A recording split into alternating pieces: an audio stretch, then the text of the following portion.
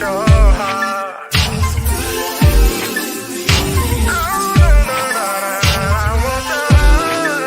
I want your heart. Yes, Hey, I want your heart. I want your heart. I want your heart. Gotta have your heart. Yes, welcome. Welcome, welcome. This is Pat. And this is Randy. Welcome back, Straight from the everybody. heart. That's right, straight from the heart. All right. And we are back this Saturday and ready to talk. I'm ready And to share. talk and Yes, share. and Yes, share. yes. Yes, okay. So, how's your day going? My day's going great. Great, great. Yes, great. I had a good day. Yes. A little drama, but you know we what? overcame and we're moving forward. So, That's it. yeah. That's it. So God's We're good. bouncing back, We're right? bouncing back. That's Yeah. right. Why? Because God is in control. Yes. God yes. is ultimately in control. And so, Amen. with knowing that He's in control, He has all things under control. Under control. Yes. And so we're here tonight.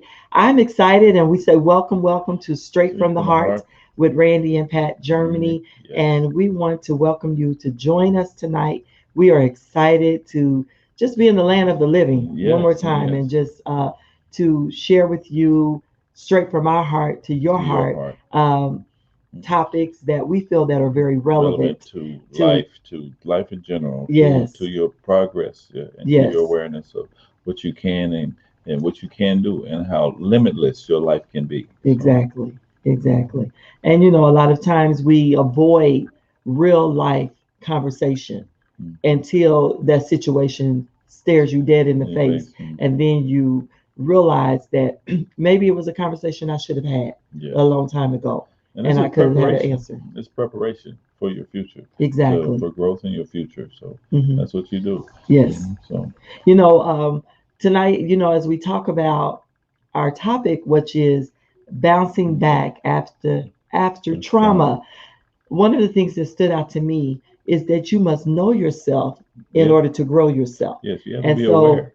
yeah, so in order to grow yourself, there's a saying that James Russell Lowell put it out, and I love this saying. It says that no one can produce great things who is not thoroughly sincere in dealing with Yes. himself. So you have to be sincere in dealing with yourself. You have to, you know, be ready to talk about it. Look at that man or that woman in the mirror. Mhm. And identify. Yes. Yes. Yes. And so that's what we're going to talk about tonight. So I'm excited about, you know, just knowing my environment. I believe you have to create your environment, you know, make You have it to your create own, environment. whatever it is Yeah. that you desire to do. Make that your place, your space.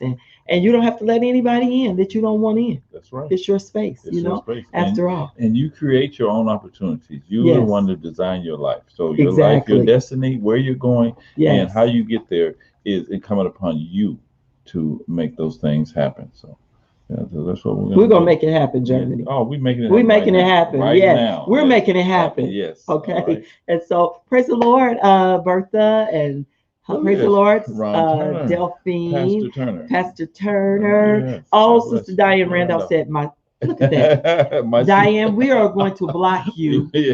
my senior friend. Oh, okay. Diane, we just had a little short conversation prior to this. And now you're coming on here starting stuff already. I've only seen you looking person out here with the gray hair because she That's all right. She got all black hair. She looks gorgeous. I'm looking young. Oh, We were that's just all right. talking about a little Yeah, that's situation okay. here. And here comes Diane starting stuff already. Yeah. Oh, we're gonna put you back in one of them little rooms with you. Yeah, with the little peephole. With the little peephole. You know, Yeah, Sister Diane. We ain't gonna tell no if you don't tell. Look, talking about who is it? Who is it? Y'all know we have to have fun. But Lady Diane, she know we love her. Yeah. So I see Bishop Francis is on the Bishop Burr Francis. Look at that, all the way from Monrovia, Liberia. We happened to be there 2 years ago with Bishop Francis, and what a wonderful time we had there ministering. What an experience that will always be dear to me and dear to my heart. I mean, just when I think about it, it almost brings tears to my eyes that sometimes we take for granted what we have. You know, and my grandkids will tell you, I'm always on them, you know, appreciate what you have, you know. So God bless you, Bishop Francis Burr We love you very much. Sister Brenda Patterson is on. Yeah. And so Delphine says she's putting you in the corner, Diane. Don't come on here messing with the Germany. That's right. And so, so we've had a day. My mom was, had a situation, rushed to the hospital, but God is in control and all is well. And she's resting and my brothers are there. And she told me, go do what I have to do. And I'll be back over there to sit with my mom. So just say a prayer for my mother. But nevertheless, we're bouncing back, you know, and that's our topic. You know, the enemy just wanted to try me today to see if I was going to bounce back. So I'm the bounce back kid. We bounce back. And so God is good. He's a healer and we're moving forward. And so tonight, our topic is bouncing back after trauma. And I personally believe that is something that everybody can identify with. Yes. At some point in your life, you've had some type of trauma, drama, whatever you want to call it, but you're still here. You're still here and you're still standing. And that is a sign that you have decided that you will not allow your situation to control you, but you will control it. Thank you, Diane. Thank you for the prayers. And so we're going to talk about it. I'm excited tonight because I have a young woman that is so dear to my heart. She is a young woman of character, a woman that I say she's a woman after God's own heart. Yes. You know, I would like to praise her as that. She has been through, and we're going to allow her to share her own testimony. Yes. But we're bringing her on tonight, and I want you to know this is what Straight from the Heart is. We're talking about relevant topics. You know, this is we're not boxed in. Life experiences. We want you to be able to identify, because I believe if we can just help one person, you know, it would be worth it all. So the sacrifices that we make, I believe, are going to rehash, and somebody's going to be blessed and move forward in life. And that's so the purpose. That is our purpose. Yes. Yes, and none other. You know, we love you and we appreciate you. And so I want to move forward. I want to move forward. Yes, I want to move forward because I want to bring this dynamic woman on that is going to share with her story in her own way. But this is none other than, I call her my little sister, Megan Franklin. And powerful woman, powerful in her own right. She has a testimony that is just mind-blowing. But to see where God has brought her from to her now. She's in her now, you know, she's walking in her now, and God is doing some exciting things. And, you know, and I got chills on me right now just talking about her, because she don't look like what she's been through, y'all. This woman of God, that's I'm what God telling can you. Do for you. Yes, he said, I'll beautify the meat, you know, and he'll give you beauty for ashes. She is a beautiful, beautiful young woman with an awesome testimony. And so I want to bring her to the screen. And this is none other than Megan Franklin. And she is a woman of God that God has did a complete turnaround in her life, you know, and she is definitely a testimony for many. A living testimony. Oh my God, she's a living testimony. And so I want to bring Megan to the screen now, and she's going to share some of her story with us. Hi, Megan. All right. Hey.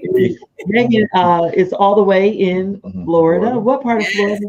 What part of Florida? Port St. Lucie, and I'm on the south coast. South Coast. All the way at the bottom. Don't make us jealous, Megan. Yes. What's the temperature? I mean, you know, it was just 80 degrees today. It's fine. Oh, God. See, you're wrong for that. I can't wait to, get away and enjoy some of that fun and sun. Yes, fun. You're more than welcome to come enjoy some of it. We're on our way. That's all you have to say. But Megan is here tonight. She hails from the city of Indianapolis, Indiana. And as she unfolds and shares her story, then you will know why she's in Florida. But she is here, and we want Megan to, to be free to flow. And I believe this, that you have to identify where you're at. And in order to grow, you have to know yourself. And everyone has something that they had to bounce back from. At some point in life. We've all had a struggle of some oh my sort. God. Yes. And mine is not yours, and yours is not mine. And but the beautiful part about it is that we have survived it. And it doesn't mean that it's over. Some are still in that role, but there is hope. There is hope. And so tonight, as we share with Sister Megan, and she downloads with us, she's going to share that there is hope. that you can bounce back Yes. after trauma. And so, Sister Megan, I want you to, in your own way, just share a little bit about you and wherever you're comfortable and what you like to share. All right. Okay. Well, the good thing is all the things that I did go through that brought so much shame and for so long, there's no shame there, none whatsoever anymore. So I'm an open book now. I have no problems, sharing the lowest of the low stuff that I went through because it was a part of the building of me, but it's not who I was. And I recall several times, just throughout the process of my life, when I didn't really know God and when I wasn't really, in tune with him, but he would still speak, he would still plant those seeds. And that was one of the things that he told me at one point. I'll get to that. But, just starting out, I would say I can see now, and I'm just thankful now that I can see how God is connecting the dots of all of the past trauma. That's pretty much where it's at now. Like the things that I didn't understand, and really from a young age, that was where my confusion and my turmoil first started. At a young age, I was sexually violated. And I did not know how to tell my family or anyone. So I just held it inside, and I just kept letting that fester and just grow inside of me, that, whatever that was that just devalued me or made me feel like I wasn't worth anything. And I can see how that connected that dot to, getting into my teenage years and just becoming very rebellious and feeling misunderstood and not knowing how to, comprehend or make someone comprehend. So I was just in a very isolated, I was very introverted and just lonely, it was just a very lonely, dark place that I was in for years. And that went on to, from there, when I turned 18, it was a very pivotal year for me, in the fact where I was raped and I got pregnant from that rape.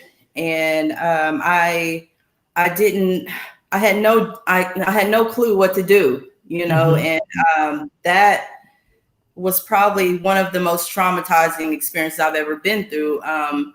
Not so much the rape anymore, but the fact that I decided to abort the child. That was a big shame that I carried with me, that just haunted me for years. And I would say that, I don't know, I maybe a combination of all of these experiences is what led to me becoming a drug addict. And that's where I just really completely lost myself. For years, I was just out on the streets. For 16 years, I had a really bad drug habit. I was a whole crackhead, that's just what it was, I did anything and everything to get high. I sold myself. It is what it is. And I realize now I can look back now and see how that was nothing but the enemy trying to destroy me, because he knew what my purpose, he knew God had purpose for me. He did not want that to manifest. And I can see that now. I'm like, man, you tried it, but you shot your best shot. You shot your shot. You tried. Yeah. So, and that's, there's so many different stories that I can recall, and, of how no matter what, even when I didn't look up to God and ask him to help me and ask him to deliver me, he still covered me, and he still protected me. So many times that I should have been dead. I know it. I know several times over, I should not be here. One experience that I recollected yesterday, after I talked to you, Pastor Germany, was that was the time a few years ago. And it was, and I was at one of those low points. And I mean, that's the thing, like, you know, you hear the cliche of people saying that you have to get to a certain low point to get come back from it. Yeah, and that's true. That is true. But me, I had several low points. Like I can recall several times where I was just like in a low, dark hole. But this time in particular, well, let's see here. I had a warrant for my arrest. So I was running from the law. I had nowhere to go. I had burned every single bridge I had. My family wanted nothing to do with me. I had nowhere to sleep that night. It was cold. It was a winter night. I want to say it was like November, December, up in Indiana. It's cold up there, right? So, I don't know if I call it a friend or a fellow drug addict. Well, he didn't let me stay in his house, but he let me sleep in his truck. And it was this old broke down truck, and the window was broke. And this rain and snow was just coming in on me. And as I'm sitting there, and I was just like, you know, and at that point, and that was one of those moments where, you know, I heard God, you know, and I heard him say, he told me to call you. And I did. And we just talked. And before I know it, you came and got me. And you took me to a room that night. And it just gave me, you know, enough time, you know, and enough rest and to take a fresh shower and whatever to, you know, think straight for a minute. And, you know, I guess what I'm trying to say is it planted that seed that allowed me to, you know, it's one of those seeds that allowed me to get to where I'm at now, you know, and that's what's most important is the seeds that we plant on the good ground. But as I listen to you, Sister Megan, you know, I recall that night as well. And one of the things that I would say is that was at a point in your life when you recognized that where you wanted to go, you had to identify where you were at right then. Yes. And I think that is probably one of the hardest things for an individual to do is to be honest with yourself that I need help, you know, and pride sets in. Yeah. And so they remain stuck. They don't move. There's no movement because of pride, you know. And so I will never forget that night as well. You know, there were so many layers to it. You know, I remember that night. And once we got you fed and you got showered and clothed, then we had a Holy Ghost time and the Lord came by, you know. It was a beautiful. I still got that nightgown you brought me. I think I wore it last night. I think I ran to Walmart and got it. Still got it. And then I said, "Oh, well, I got to get her some sweats," you know. But you know, it was. Yes, I still got those sweats. Yeah, you got the sweats too. All right, I still got them. But now you can buy me some sweats. That's right. That's right. But you know, it was a bittersweet night for me to witness you go through that, and knowing that, you know, sometimes we feel that when a person hits their rock bottom, we look down on them because we feel like, you know, they know better and they know God and why they're still in this situation. But everybody has a bottom. Yeah.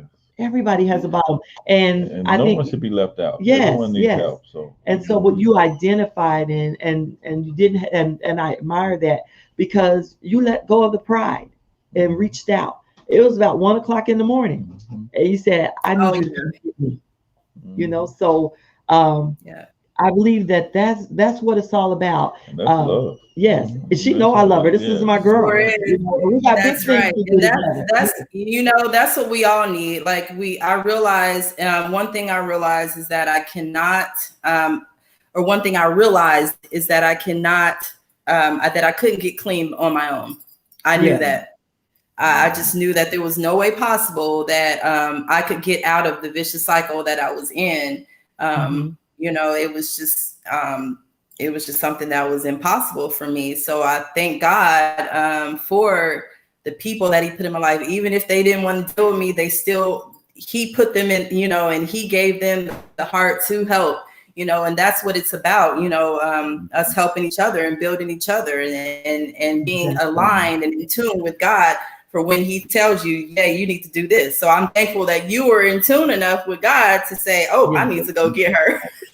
Because she was a whole hot mess that night. I was. Oh my gosh.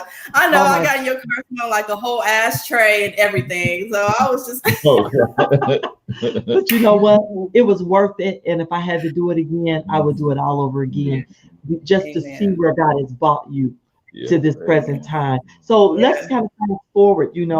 I believe this: in order to know yourself and to grow and to develop and have that potential that you need, then you have to know who you are. And, and I believe that what happens a lot of times with the drug, maybe that was not my choice of drug, but sometimes you lose identity with who you are in the midst of it. Would you say that?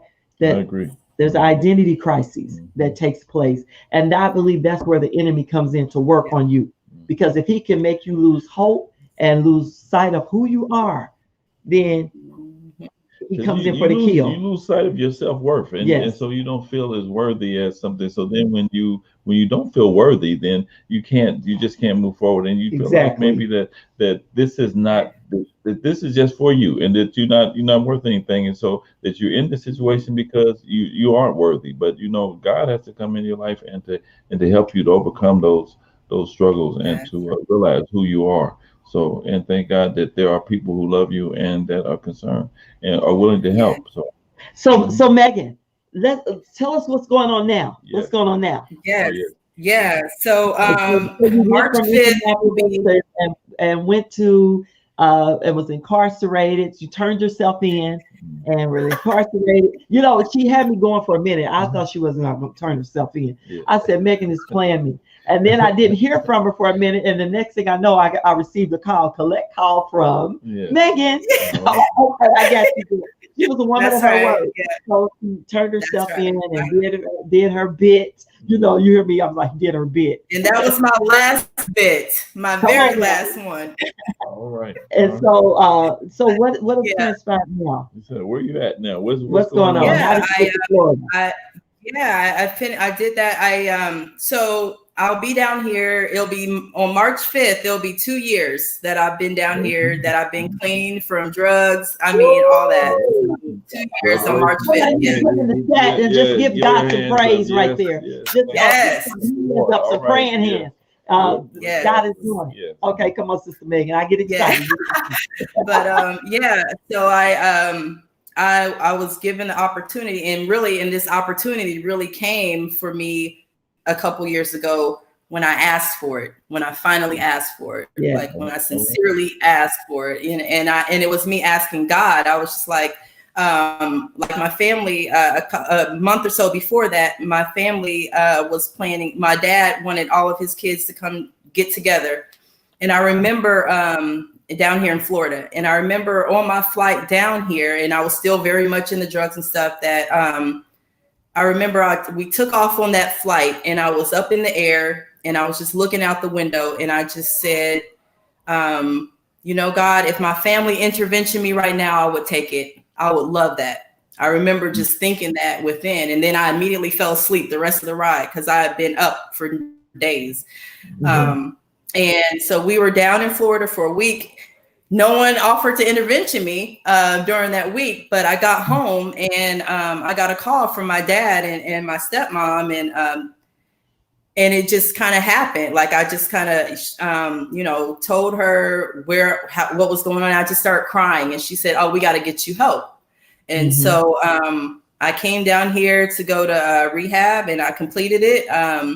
And I realized that I acknowledged and knew that I was not ready to go back to Indiana. I knew that, even though I had a few months clean now, that if I went back up there to those same people, places, and things. Come on now.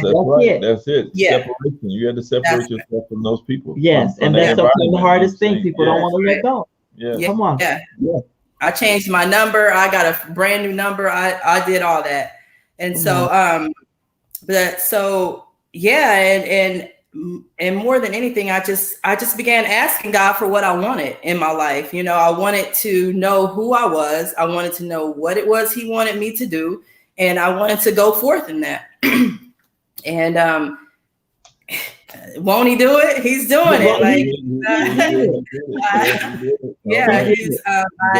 haven't gone without. He gave me a job right when I started down here, and I kept that job for most of the time. I just recently started a different job, but more importantly, I've been down here for maybe a year, and all of a sudden, God told me. I remember, I'll never forget, I was sitting on this balcony of this little apartment that I was renting.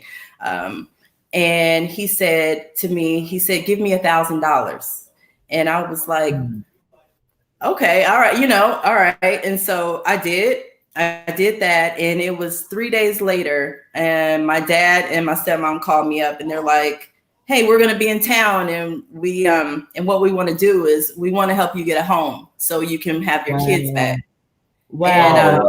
And, yes. And that was March 8th that they came here, March 8th of last year. And by April 2nd of last year, I closed on my first brand new home where I'm at now. Sow the seed. But not only that, they said they were going to help me, right? But see, God, they didn't even know God was using them, because what happened was, so I gave God that $1,000, and then they had me thinking that they were going to help me, just get established at a home, and then I would take over. No, they paid for this. This home is paid for. You know what I mean? And that's it's a completely paid for home that it's. Yeah, and he used my birth father, my daddy, my spiritual daddy used my birth daddy, to make that happen. And told him, this is what you must do. Oh, that's a good thing. Awesome. Yeah. Yes. All right. And then my kids, they were here within the month of that. After I closed on April 2nd, they were here by May 2nd. How many children you have? Yeah, 3. I got my 3. All right. I have, my 2 boys, and and that's one of the things I lost, during all those years, chasing out on the streets or whatever. I lost custody of my kids. But he restored it all back. I have my children, and it's like a whole bouncing back. That's really bouncing back after trauma. After trauma, yes. That's bouncing back. Come a long way. And really blessed. Yes. Every day it just becomes more and more. I mean, it's pure joy. It's pure love, knowing that, you know what I mean, that I'm doing my part, that he's, God's got us, and just watching my children grow after I didn't see that for so long. It's just, it totally amazes me every day. Like they teach me more than I teach them, I think. So they're making up for the lost time. They're like, we're going to teach you now, Mama, what you missed out on. Yes. Awesome. What a beautiful, beautiful testimony. Yes. I mean, living proof, a beautiful home and going through recovery, and 2 years later, here we are. Look at her baby girl. Oh my God. Awesome. Bring her back. Bring her back. A little rough now, but don't judge her. And God is so good. Oh my God. Yes. I'm trying to hold back the tears. There's definitely a direct connection been finding your passion in order to reach your potential. And I would say that thing that you were passionate about, you went after it, and that was getting clean and getting a fresh start and being reconnected with your children and a beautiful home. It's just, I mean, to anybody that's watching, there's no such thing as no. And so I want you to grab a pen and a piece of paper, because I want to leave these 3 things with you. And I wrote them down. The first is, you need to identify what your situation is, whatever it is that's holding you hostage, that's preventing you from moving forward. You need to be honest with yourself. Look at that man or that woman in the mirror and say, I need help. And that's what Megan did. Megan reached out. She didn't care what I thought. She didn't care about how she looked or anything. She was just like, come and get me. Please. I need help. Yes. And that is the first step. Identify be aware of who you are, where it is. In order to get to where you're going, you got to first be honest where you're at. And so she identified it, and then get you some self-help. You know, she reached out to me. I'm so honored. I'm so honored, Megan. So when I see your name up in the lights and the books and everything, just remember your girl. All right. All right. But, you know, she identified, and then she surrounded herself with a circle of supporters. Her mom, her dad, her mom, her sister that stepped in so beautifully and took care of her children. Herself from that arena of drug abuse and from the people who might try to lure her back into that situation. So that's one of the things that a lot of people don't do. They don't want to separate themselves. They still find themselves with those same friends, those same associates, and that draws you back into where you don't want to be. So I think that was a great step to move somewhere and be alone in somewhere. Start all over again, alone by yourself. That's a lot of strength, a lot of courage. And then the second one is hope. There is hope. Yeah. It's never too late. Megan is a living testimony that it's never too late. You may have lost everything that you could imagine, but hope against hope is hope. And so you have to know that what God has for you, it is for you. Whoever's listening under the sound of my voice, it's not too late. First of all, connect yourself. As long as you have be breath. Honest. Yes, be honest. And then pursue it. Stop procrastinating. Do it now. You know, John Maxwell has a saying, do it now. You need to do it. Don't put it off. Don't put it off. Don't keep saying, you know, I'm going to do it when I get myself together. If you could have gotten yourself together, Megan, when you testify that, then you would have got it together. But you had to go through your process. There is a process that each of us will encounter as we go through. I'm telling you, I am so full right now. Megan, if I could just wrap my arms around you and hug you, but you're so far, you know, all the way in Florida. But I'm so proud of you. We're honored and we're thankful for you coming aboard and to sharing your story. Being transparent. Being transparent and sharing your story. I know that is something that can help a lot of people, you know, to overcome. To realize that the strength that it takes to separate yourself and to start all over by yourself somewhere in a place where you don't have anybody, but now God has reunited her with her children. Amen. Beautiful children. She has 2 sons and a daughter. And the sacrifice, when God said, give $1,000, I know you sitting there saying, give $1,000. I'm telling you.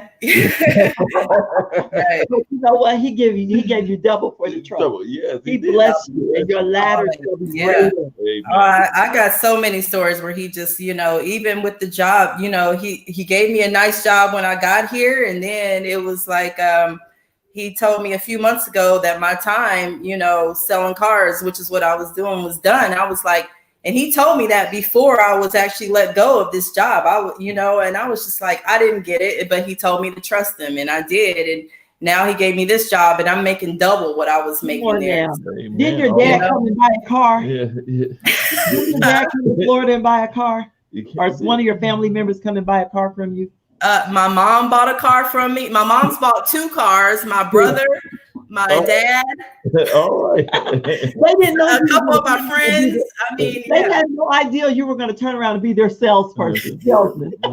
But you know what? God is so good. We love you so much, Megan, and we hope that you'll come back. You know, I know you have, like you said, many stories to encourage others that you can bounce back after trauma. You know, unfortunately, you know, we have committed to 30 minutes. And so we know 30 minutes, we cannot tell it all. But we want you to know to keep on keeping on. Don't give up. Hang in there. And we're looking forward to where God is. The ultimate. You got more places. For my God. There's some places that you haven't even imagined. And I don't know, somebody's listening to your testimony tonight, and I believe it has encouraged them that you can. All of us have a family member that at some point that has dibbled and dabbled into addiction. You know, I have loved ones. And so you have been a source of strength for me. I appreciate you, and I love you so much. Please give your babies a hug. And if you're out there and you're listening, know that you can bounce back after trauma. Whatever it is. There's nothing too hard for God. There's nothing. You want to say something? Oh, this is straight from the heart from the Germanys, and so we're out of time, but we just want to let you know that we love you and we appreciate you, and that we hope that something was said tonight that encourages someone and is a blessing to someone and gives someone hope that they can share with someone else. So remember, identify, hope, and pursue, and realize your vision will become clear when you look into your heart and when you look outside your dreams and you look on the inside, because it's on the inside. Yes. It's ready to come out and scream and say, come on, girl, you can do it. Come on, boy, it's waiting on you. So we love you straight from the heart. Megan, we love you, and we'll talk to you soon. Yes. I love you all too. Yes. All right. God bless you. God bless you. Have it. Straight from the heart. Straight from the heart. Impact for life, and we want to impact your life. So stick with us, because there's more to come. The best is yet to come. Amen. We love you very much. We love you. All right.